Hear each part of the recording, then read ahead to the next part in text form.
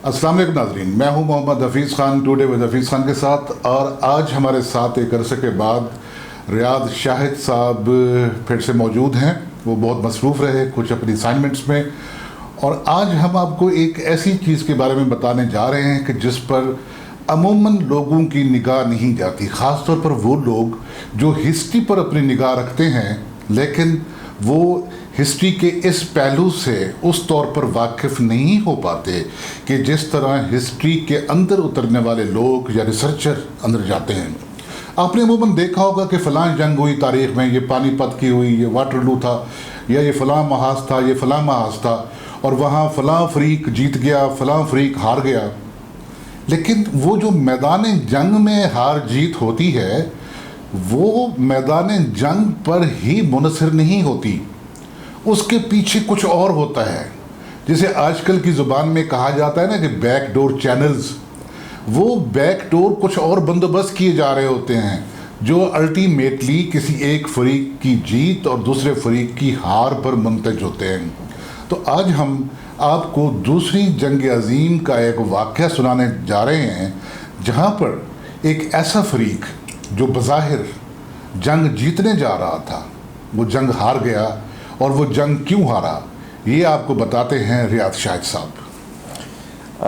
शुक्रिया हफीज़ खान साहब। ये वाक़या बहुत दिलचस्प है, और दूसरी जंग अज़ीम का जो पासा पलटा है वो इस वाक़े ने पलटा है।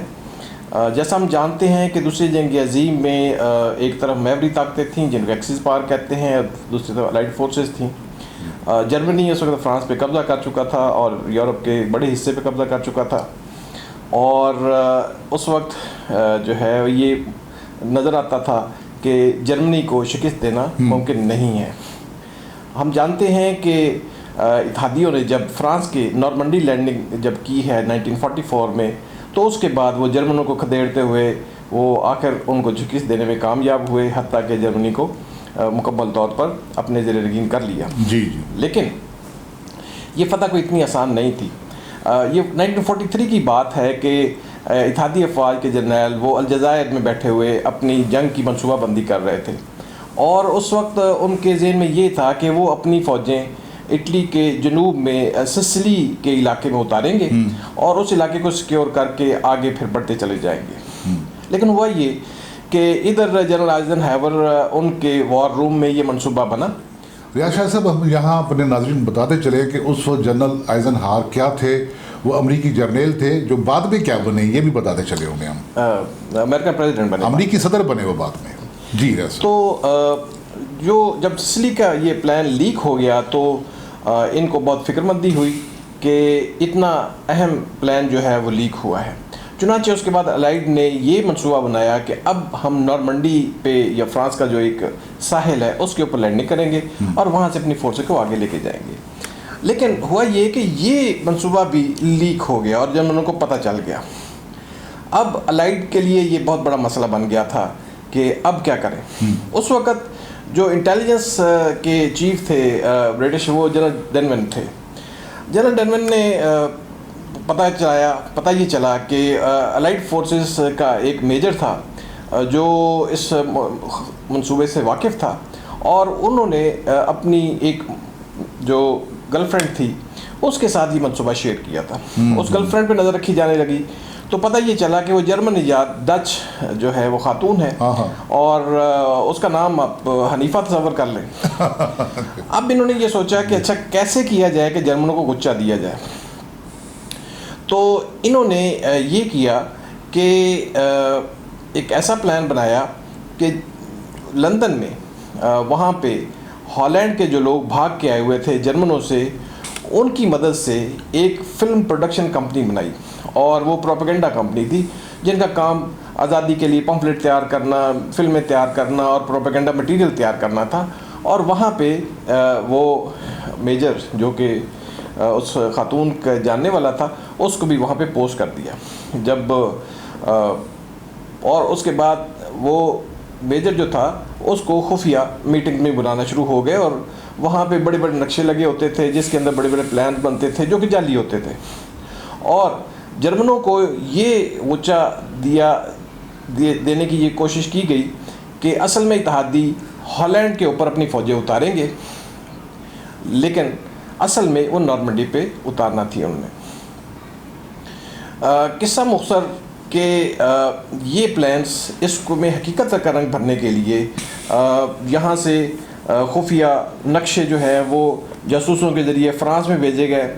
फ़्रांस में वो नक्शे हवाले हुए वहाँ के जो एजेंट थे उनको, और वो एजेंट जर्मनों को पता चल गया, उन्होंने वो नक्शे ले लिए और वो यही समझे कि ये हकीकत है, और उन्होंने अपनी फ़ौजें हॉलैंड की तरफ शिफ्ट करना शुरू कर दी। हत्ता कि 1944 में नॉर्मंडी पे जब लैंडिंग हुई तो उस वक़्त जर्मन फ़ौज का जो टिल्ट था वो उस वक़्त दिफा का वो हॉलैंड की तरफ था, और इस तरफ उनका महाज इतना बहुत ज़्यादा ताकतवर नहीं था, जिसकी वजह से अलाइड जो हैं वो इनको खदेड़ते हुए आखिर तक वहाँ ले गए। और ये मंसूबा हनीफ़ा की वजह से जर्मन तक पहुँचा। पहले भी मंसूबे पहुँचते रहे तो हनीफ़ा का जो कि एतबार था, तो ये जाली मंसूबा ये भी हनीफ़ा के ज़रिए जर्मन तक पहुँचा, और वो इस तरह करके अपने जो है वो मंसूबों में कामयाब या नाकाम हुए। तो आजकल की जंगों में भी ये जासूसी के जो मिशंस हैं, हम देखते हैं कि ईरान में साइंटिस्ट मारे जाते हैं, इसी तरह बहुत सारे ममालिक में खुफिया ऑपरेशंस होते हैं। तो ये जंगें ममालिक एक दूसरे से लड़ते रहते हैं। तो जंग ज़रूरी नहीं है कि मैदान जंग में हो जहाँ पे मिज़ाइल चलें, तोपें चलें, गोले चलें। ये जंग पसी पर्दा रह के लड़ी जाती है, और आजकल की दुनिया में ये बहुत सोफिस्टिकेटेड हो गई है। यह सब हम ये वो जो कहा जाता था ना कि एक और मकूला बना हुआ है कि जंग लड़ी जाती है अमन के लिए, और अमन का फ़ैसला कभी मैदान जंग में नहीं होता बल्कि वो मुआहदे की मेज़ पर होता है, जिसमें मुआहदे किए जाते हैं। वहाँ जो फ़रीक हारा हुआ होता है वो तमाम तर शराइत मानने को तैयार हो जाता है, और जो फ़रीक जीत जाता है वो अपनी मनमानी करता है। लेकिन इसके पीछे, जैसे कि रियाज साहब ने आपको बताया, सेकंड वर्ल्ड वार का वाक़या कि किस तरह जर्मनों को ये झांसा दिया गया कि जो इत्तेहादी हैं वो हमला करने वाले हैं हॉलैंड पर, और वो उधर चले गए, और इधर से उन्होंने नॉर्मंडी में पहुँचे, और फिर जो अंजाम हुआ वो तारीख़ के सफ़ात का हिस्सा है। तो इसीलिए कहा जाता है कि अच्छा जर्नेल या अच्छा फ़ौजी वो है जो अपनी पेशा वराना बात अपने आप को भी ना बताए। अपने आप को बताना तो एक बड़ी बात होती है ना, दूसरे को बताना, तो वो जो अपने आप को भी ना बताए। तो यहाँ वो उन मेजर साहब से गलती हुई, और वो अपनी महबूबा से बात कर बैठे, और फिर उनकी जो महबूबा थी उन्होंने ना सिर्फ उनकी बेड़ी डबोई बल्कि उन्होंने जर्मनों को भी एक शिकस्त दो चार किया। तो ये था हमारा आज का वीलाग। ये कैसा लगा आपको? अपनी राय ज़रूर दीजिएगा, और इस किस्म के तारीख़ी वाक़यात हम आइंदा भी आपसे शेयर करते रहेंगे। रियाज शाहिद साहब भी हमारे साथ हुआ करेंगे। अब ये वीलाग ख़त्म करने की इजाज़त दीजिए। शेयर कीजिए इसे दोस्तों के साथ, और सब्सक्राइब कीजिए अगर पहले से सब्सक्राइब नहीं किया आपने चैनल को। तो इजाज़त चाहते हैं रियाज साहब और मैं, हाफिज़ ख़ान।